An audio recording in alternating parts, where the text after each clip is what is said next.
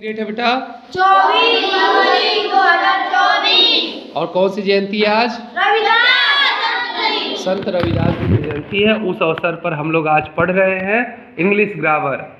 English medium primary school में हम लोग English language skill development programme के तहत आज पढ़ रहे हैं what are finite and non finite verb. और आपने क्या समझा कि फाइनाइट वर्ब में टेंस तथा सब्जेक्ट के पर्सन और नंबर के अनुसार रूप बदलता है, लेकिन नॉन फाइनाइट वर्ब में ऐसा नहीं होता है।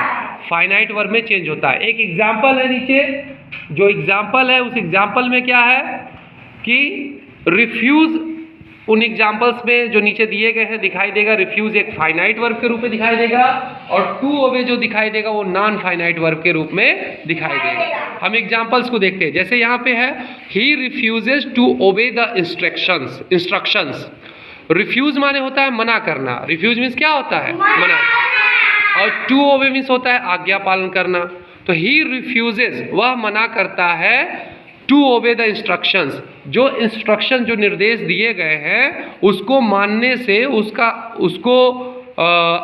आज्ञा पालन करने से, निर्देशों को मानने से, निर्देशों का पालन करने से वह मना करता है।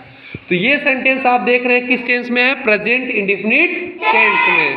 लेकिन जब टेंस में बदलाव हो रहा है, जैसे यहाँ पे है ही refuse to obey the instructions.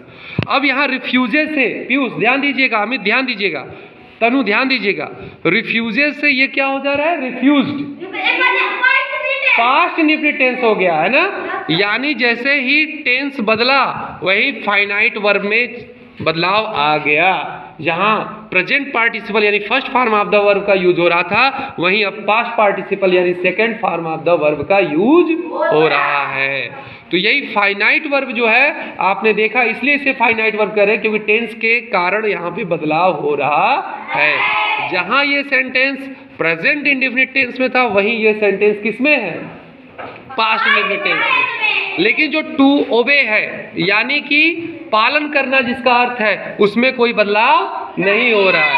भले ही सेंटेंस का टेंस बदल गया, लेकिन टू ओबे यहाँ भी था, टू ओबे यहाँ भी था। तो टू ओबे जो है नॉन फाइनाइट वर्ब है। यहाँ आपने देखा कि जैसे ही पर्सन चेंज हुआ, ये थर्ड पर्सन का प्रोनाउन था जो सब्जेक्ट था ही, और ये फर्स्ट पर्सन का प्रोनाउन है, ये थर्ड पर्सन का प्रोनाउन, तो इसके साथ रिफ्यूजेज लगा है, वर्ब में यस लगा है। और जब फर्स्ट पर्सन का प्रोनाउन आया तो इसके साथ रिफ्यूज लगा हुआ है।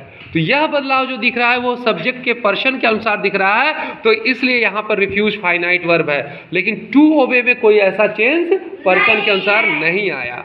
नेक्स्ट आप देख रहे हैं ये जो दे है, ये प्लूरल नंबर का प्रोनाउन है, ये थर्ड पर्सन का प्लूरल नंबर का प्रोनाउन है। वही ही जो है ये थर्ड पर्सन का सिंगुलर नंबर का प्रोनाउन है।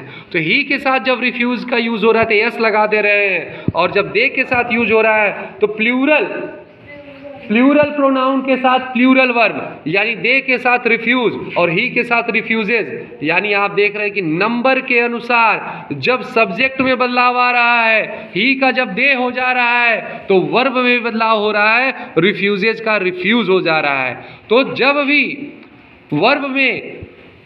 भी वर्ब में टेंस के अनुसार बदलाव होगा, सब्जेक्ट के पर्सन के अनुसार बदलाव होगा, सब्जेक्ट के नंबर के अनुसार बदलाव होगा, तो उसे हम फाइनाइट वर्ब कहेंगे। उसे हम क्या कहेंगे? Finite verb. लेकिन आपने देखा टू ओबे में, चारों सेंटेंसेस में टू ओबे में कोई भी परिवर्तन नहीं आया। उसका अर्थ हर जगह पालन करने से रहा, सूचनाओं निर्देशों के पालन करने से रहा। और टू ओबे इस सेंटेंस में भी है, टू ओबे इस सेंटेंस में भी है, टू ओबे इस सेंटेंस में भी, टू ओबे इसमें भी।